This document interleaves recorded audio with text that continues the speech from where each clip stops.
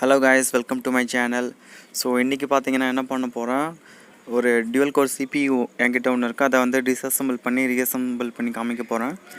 Last டேவே video போட்டிருக்கணும், அதை மிஸ் பண்ணிட்டேன். ஸோ இன்றைக்கி அந்த வீடியோ வந்து போஸ்ட் பண்ணலான்னு கம்ப்ளீட் பண்ணலான்னு இன்றைக்கி முடிவு பண்ணியிருக்கேன். ஸோ ஃபஸ்ட் நம்மக்கிட்ட ஒரு டியூவல் கோர் CPU இருக்குது.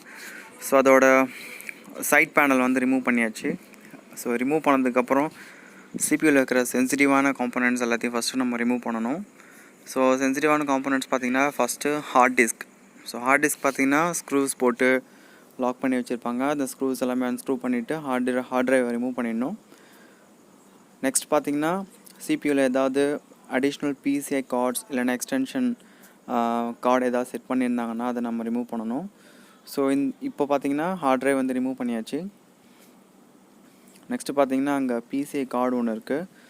ஸோ அதுக்கு பேனல் ஒரு பிளாக் கலர் பிளாஸ்டிக் பேனல் ஒன்று கொடுத்துருக்காங்க. அதை வந்து ரிமூவ் பண்ணிவிட்டு நெக்ஸ்ட்டு அந்த PCI கார்டு எக்ஸ்டென்ஷன் வந்து ரிமூவ் பண்ண போகிறேன்.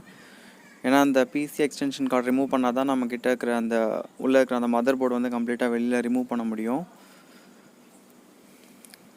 ஸோ இப்போ அந்த PCI கார்டை வந்து அன்ஸ்க்ரூ பண்ணிவிட்டு ரிமூவ் பண்ணிடலாம். ஸோ எல்லா மதர் போர்ட்லேயும் பார்த்திங்கன்னா இந்தமாரி PCI எக்ஸ்டென்ஷன் கார்டு ஸ்லாட்ஸ் இருக்கும். அது மூலிமா நம்ம USB கிராஃபிக்ஸ் கார்டு இல்லைனா வைஃபை ட்ரைவர்ஸ் நம்மளுக்கு அடிஷ்னலாக என்ன கான்ஃபிகரேஷன் என்ன மாதிரியான ஒரு செட்டப் வேணுமோ அதை நம்ம வாங்கி வந்து ஃபிக்ஸ் பண்ணிக்கலாம். ஸோ இங்கே இப்போ பர்டிகுலராக நான் வந்து அந்த PCI card USB PCI card remove பண்ணிட்டேன்.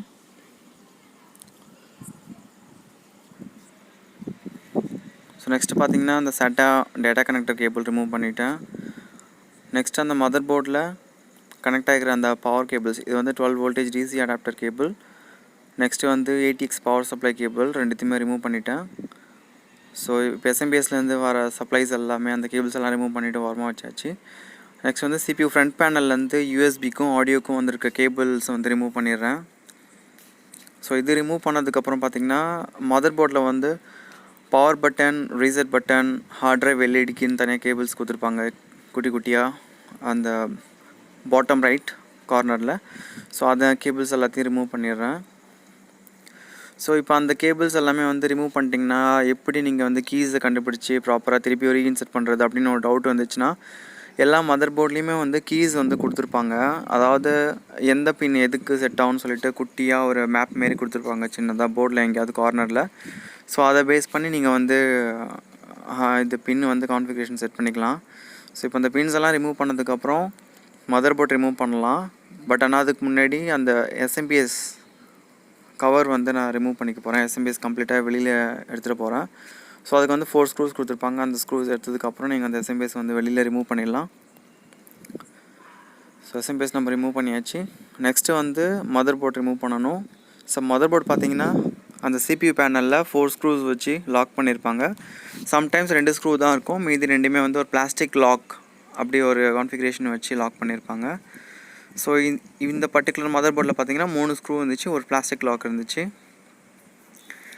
ஸோ கைஸ், இதில் பார்த்திங்கன்னா அந்த வீடியோவில் நான் வந்து RAM ரிமூவ் பண்ணவே இல்லை. RAM ரிமூவ் பண்ணாமலே அந்த போர்டை வந்து ரிமூவ் பண்ணிட்டுருக்கேன்.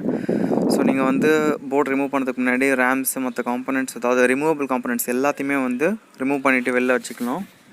அப்போ தான் நம்ம ரிமூவ் பண்ணும் போது ஏதாவது ஒரு குட்டி குட்டி ஆக்சிடென்ட்ஸ், அதாவது சைடில் எட்ஜுக்கு எடுத்து போகிறதோ அப்படி இந்த மாதிரி இருந்துச்சுன்னா எந்த ஒரு லெக்ஸு இல்லைனா கனெக்டிங் போர்ட்ஸ் எதுவுமே பிரேக் ஆகாது.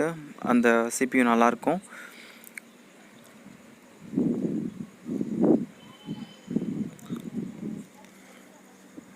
ஸோ இப்போ பார்த்திங்கன்னா மதர் போர்டு வந்து கம்ப்ளீட்டாக ரிமூவ் பண்ணியாச்சு. ஸோ இது பார்த்திங்கன்னா ஒரு mini PC model CPU. So அதனால் அதிகமாக கான்ஃபிகரேஷன் எதுவுமே கொடுக்காம ஒரு மதர் போர்ட், ஒரு ஹார்ட் ட்ரைவ், ரேம்ஸ், அப்புறமா வந்து USB ஸ்லாட்ஸ், SMPS, அவ்வளோதான். ரொம்ப லிமிட்டடான காம்போனன்ட்ஸ் இதில் வந்து வச்சு அசம்பிள் பண்ணியிருக்காங்க. ஸோ இந்த மாதிரி கம்ப்யூட்டர்ஸ்லாம் பார்த்திங்கன்னா ஸ்டூடெண்ட்ஸ் அவங்க வந்து எஜுகேஷன் பர்பஸ்க்கு யூஸ் பண்ணலாம், லேர்னிங் பர்பஸ்க்கு யூஸ் பண்ணலாம், அப்புறமா ஆஃபீஸ் யூஸ், ரொம்ப லைட் யூஸ்க்கு யூஸ் பண்ணிக்கலாம். மற்றபடி இந்த வீடியோ எடிட்டிங், கேமிங்க்கெலாம் இந்த போர்ட்ஸ் யூஸ் பண்ண முடியாது. அதுக்கு வந்து நம்மளுக்கு அடிஷ்னலாக நிறைய கான்ஃபிகரேஷன் கிராஃபிக்ஸ் கார்டெலாம் வேணும். ஸோ இப்போ பார்த்திங்கன்னா கம்ப்ளீட்டாக டிஸ்அசம்பிள் பண்ணிவிட்டேன். இப்போ திரும்பியும் ரீஅசம்பிள் பண்ணி காமிக்க போகிறேன். ஸோ இங்கே பார்த்திங்கன்னா போர்ட் சைடில் வந்து நிறைய VGA கனெக்டர்ஸ், பிரிண்டர் கனெக்டர்ஸ்லாம் இருக்கும். அதெல்லாமே அந்த CPU பேனல் லாக்கோட கரெக்டாக ஃபிக்ஸ் ஆகிற மாரி நம்ம செட் பண்ணிவிட்டு தான் போர்டை வந்து உட்கார வைக்கணும் பேனலில். அப்படி இன்கேஸ் நீங்கள் வந்து ப்ராப்பராக நீங்கள் உட்கார வைக்கல அப்படின்னா உங்களால் வந்து விஜிஏ கனெக்டர்ஸ் யூஎஸ்பிஸ் எதுவுமே வந்து ப்ராப்பராக ப்ளக்இன் பண்ண முடியாது. ஸோ அதுக்கு வந்து ஒரு மெட்டல் லாக் ஒன்று கொடுத்துருப்பாங்க கரெக்டாக அந்த ஸ்டென்சில் மாதிரி, அதில் தான் எல்லாமே உட்காரும். ஸோ அதை ப்ராப்பராக ஃபிக்ஸ் பண்ணிவிட்டு போர்டை ஃபிக்ஸ் பண்ணிவிடுங்க. நம்ம எப்படி ஒரு காம்பனண்ட்டாக ரிமூவ் பண்ணமோ இப்போ வந்து பேக் அதேமாதிரி ஒரு காம்பனண்ட்டாக வந்து ஃபிக்ஸ் பண்ண போகிறோம் எல்லாமே. ஸோ இந்த ஒரு பர்டிகுலர் வீடியோ நான் எதுக்கு மேக் பண்ணேன்னா, நம்மக்கிட்ட வந்து கம்ப்யூட்டர்ஸ் இல்லைன்னா இந்த மாதிரி டெஸ்க்டாப்ஸ் லேப்டாப்ஸ்லாம் இருந்துச்சுன்னா நம்ம அதை வந்து ஏதாவது ஃபால்ட்டியாக இருந்துச்சுன்னா அதை வந்து ரிமூவ் பண்ணி கம்ப்ளீட்டாக டிஸ்அசம்பிள் பண்ணி தான் ரிப்பேர் பண்ண ஸ்டார்ட் பண்ணுவோம். ஸோ அதுக்கு ஒரு பேசிக் டியூட்டோரியலாக இருக்கும்னு சொல்லிட்டு தான் நான் இந்த வீடியோவை மேக் பண்ணேன். ஸோ இங்கே நான் டிப்ஸ் என்ன சொல்ல போகிறேன்னா, உங்கள் சிபியூ கூட ரன் ஆகலை இல்லை ப்ராப்பராக ஃபங்க்ஷன் பண்ணலை அப்படின்ற கேஸில் இந்த மாதிரி நீங்கள் வந்து கம்ப்ளீட்டாக டிஸ்அசம்பிள் பண்ணி ஏர் ப்ளோயர் அப்புறமா ஐபிஎல் லிக்யூட் முன்னாடி சஜஸ்ட் பண்ண மாதிரி இதெல்லாம் யூஸ் பண்ணி நீங்கள் வந்து சிபியூ கம்ப்ளீட்டாக க்ளீன் பண்ணிவிட்டு திரும்பி ரீஅசம்பிள் பண்ணிங்கன்னா மோஸ்ட்டாக 70% வந்து சிபியூ ஆன் ஆகிடும். அதுக்கு மேலே ஆன் ஆகலனா நம்ம வந்து இன்னும் ஃபால்ட் டயக்னோசிஸ் பண்ணணும். ஸோ இப்போ பார்த்தீங்கன்னா மதர் போர்டு ஃபிக்ஸ் பண்ணிவிட்டேன். நெக்ஸ்ட் ஆடியோ கேபிள் அப்புறம் ஃப்ரண்ட் பேனல்லேருந்து வர ஆடியோ கேபிள் யூஎஸ்பி கேபிளுக்கான அந்த ஒயர்ஸ் எல்லாத்தையும் ஃபிக்ஸ் பண்ணிக்கிறேன்.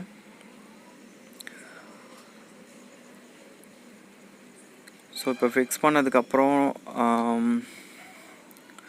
நம்ம வந்து முன்னாடி சொன்ன மாதிரி ஃப்ரண்ட் பேனல்லேருந்து hard drive LED, power LED, அப்புறமா வந்து பவர் ஸ்விட்ச், ரீசெட் ஸ்விட்ச்க்கான ஒயர்ஸ் எல்லாத்தையும் செட் பண்ணணும். மோஸ்ட்டாக பார்த்தீங்கன்னா அந்த ஒயர் செட் பண்ணுற அந்த போர்ட்டில் பார்த்தீங்கன்னா டாப் ரைட்டில் இருக்கிற லாஸ்ட் 2 பின்னு பார்த்தீங்கன்னா உங்களுக்கு வந்து ரீசெட் ஸ்விட்சாக இருக்கும். நெக்ஸ்ட்டு அது பக்கத்தில் 2 பின்னு பார்த்தீங்கன்னா ஹார்ட் ட்ரைவ் எல்இடியாக இருக்கும். அது கீழே 2 ஸ்விட்சு பார்த்தீங்கன்னா பவர் எல்இடிக்கு வந்து ப்ளஸ் மைனஸ் கேபிள் இருக்கும். நெக்ஸ்ட் வந்து பாட்டம் ரைட்டில் இருக்கிற லாஸ்ட்டு 2 பின்ஸ் பார்த்தீங்கன்னா உங்களுக்கு வந்து பவர் ஸ்விட்சுக்கான ஒயர்ஸ் இருக்கும். ஸோ இது வந்து போர்டுக்கு போர்டு வந்து இந்தமாரி அந்த கான்ஃபிகரேஷன் வந்து மாறும். அதுக்கான கீஸ் வந்து அந்த போர்ட்லேயே கொடுத்துருப்பாங்க கைஸ். ஸோ அதை யூஸ் பண்ணி நீங்கள் வந்து கேபிளை வந்து ஃபிக்ஸ் பண்ணிக்கலாம். ஸோ இது நம்ம எடுத்துகிட்டு போய் எந்த கேபிள் எங்கே செட் பண்ணுறோம் அப்படின்ற ஒரு கவலை இருக்க வேண்டிய அவசியமே கிடையாது. நம்ம ஈஸியாக ரிமூவ் பண்ணலாம், ஈஸியாக ஃபிக்ஸ் பண்ணலாம். ஸோ இப்போ அந்த கேபிள்ஸ் எல்லாத்தையுமே நான் பார்த்துட்டு இப்போ ஃபிக்ஸ் பண்ணிட்டுருக்கேன் பர்டிகுலராக இந்த டைமில்.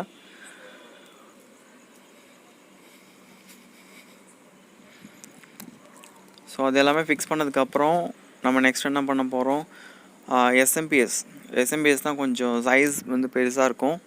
மற்ற காம்பனண்ட்லாம் ஃபிக்ஸ் பண்ணதுக்கு முன்னாடி எஸ்எம்பிஎஸை உள்ளே கனெக்ட் பண்ணிவிட்டு மற்ற காம்பனண்ட்ஸ் எல்லாத்தையும் ஃபிக்ஸ் பண்ணிடலாம்.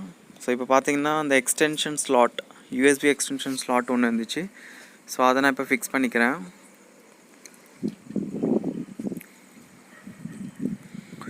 ஸோ கைஸ் இன்னும் ஒரு செகண்ட் டிப் என்னென்னா, இந்த வீடியோவில் நம்மக்கிட்ட வந்து ஒரு அசம்பிள்டு சிபியூ வாங்குறத விட நம்மளே காம்பனண்ட்ஸ் எல்லாமே வாங்கி நம்ம அசம்பிள் பண்ணால் அது இன்னும் காஸ்ட் எஃபெக்டிவாக இருக்கும், நல்ல ப்ரொடக்டிவாகவும் இருக்கும், நல்ல லைஃப் கொடுக்கும்.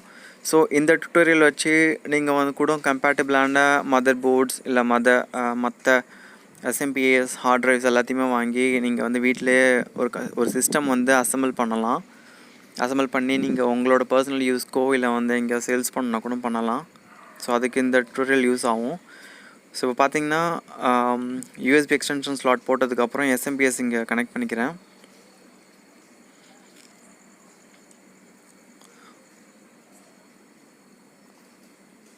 ஸோ கைஸ் பார்த்தீங்கன்னா இந்தமாரி நம்ம காம்பனண்ட்ஸ் எல்லாத்தையுமே ரீஅசம்பிள் பண்ணும் போது லிமிட்டடான ஸ்க்ரூஸ் போட்டால் போதும் அப்படின்ற மாதிரிலாம் இருக்கும். பெட்டர் வந்து எல்லா ஸ்க்ரூஸுமே போட்டிங்கன்னா எல்லாமே வந்து ப்ராப்பராக ஃபிக்ஸ் ஆகும். ஸ்க்ரூஸ் டு எஸ்எம்பிஎஸ் வந்திங்கன்னா எர்த் சப்ளைஸ் வந்து கரெக்டாக இருக்கும். சம்டைம்ஸ் நம்ம வீட்டில் வந்து எர்த் சப்ளை கரெக்டாக இல்லைன்னா சிபியூ பேனலில் வந்து லைட்டாக கிரவுண்ட் அடிக்கும் எர்த். ஸோ இந்தமாரி காம்பனண்ட்டாக நம்ம கரெக்டாக ஸ்க்ரூஸ்லாம் போட்டோன்னா அந்த கண்டக்டிவிட்டி வந்து எல்லாத்துக்குமே ப்ராப்பராக இருக்கும். ஸோ அந்த ஷாக் அடிக்கிற இஷ்யூஸ் வந்து இருக்காது. அந்தமாரி எர்த் கனெக்ஷன் இல்லாத ஒரு பவர் சப்ளைலாம் நம்ம சிஸ்டமோ இல்லை மானிட்டரோ ரொம்ப நாள் யூஸ் பண்ணால் சீக்கிரமாகவே டேமேஜ் ஆகிடும். ஸோ நீங்கள் வந்து வீட்டில் எந்த மாதிரி லேப்டாப்ஸோ கம்ப்யூட்டர்ஸோ யூஸ் பண்ணிங்கன்னா எர்த் கனெக்ஷன் வந்து ப்ராப்பராக கொடுங்க. இது வந்து என்னோடய எக்ஸ்பீரியன்ஸில் நான் சொல்லிகிட்ருக்கேன். ஸோ இப்போ வீடியோவில் எஸ்எம்பிஎஸ் கனெக்ட் பண்ணதுக்கப்புறம் என்கிட்ட இருக்கிற அந்த ஹார்ட் டிரைவ் வந்து ஸ்க்ரூஸை வச்சு ஃபிக்ஸ் பண்ணிடுறேன். ஸோ கைஸ் இங்கே நான் என்ன சொல்ல போகிறேன்னா, நீங்கள் ஹார்ட் டிரைவ் கனெக்ட் பண்ணுறீங்கன்னா அதை வந்து ப்ராப்பராக ஸ்க்ரூஸ் போட்டு நல்லா பர்ஃபெக்டாக டைட் பண்ணணும். ஏன்னா ஹார்ட் டிரைவ் வந்து ஒரு மாதிரி ஷேக் ஆகாமல் வந்து ஒரு மாதிரி ஸ்டேபிள் பொசிஷனில் இருக்கணும். அப்போ தான் அதுக்குள்ளே இருக்கிற டிஸ்க் மேக்னெட்டிக் பிளாட்டர் வந்து ப்ராப்பராக ஸ்பின் ஆகிட்டு டேட்டா நம்மளுக்கு ரீடிங் கொடுக்கும். அது இன்கேஸ் நீங்கள் சிபியூ ஷேக் பண்ணுறீங்க இல்லை ஆட்டோமேட்டிக்காக ஷேக் ஆகுது அப்படின்னா அந்த ஹார்ட் டிரைவ் வந்து அப் அண்ட் டவுன் மூவ் ஆச்சு இல்லைனா லைட்டாக ஷேக் ஆனாலே வந்து டிஸ்கனெக்ட் ஆகும். ஸோ அதுக்கு வந்து ஹார்ட் டிரைவ் வந்து ப்ராப்பராக ஸ்க்ரூவில் ஃபிக்ஸ் பண்ணுறதுன்றது ஒரு better approach. So hard drive connect பண்ணதுக்கப்புறம் இப்போ நான் என்ன பண்ணுறேன்னா,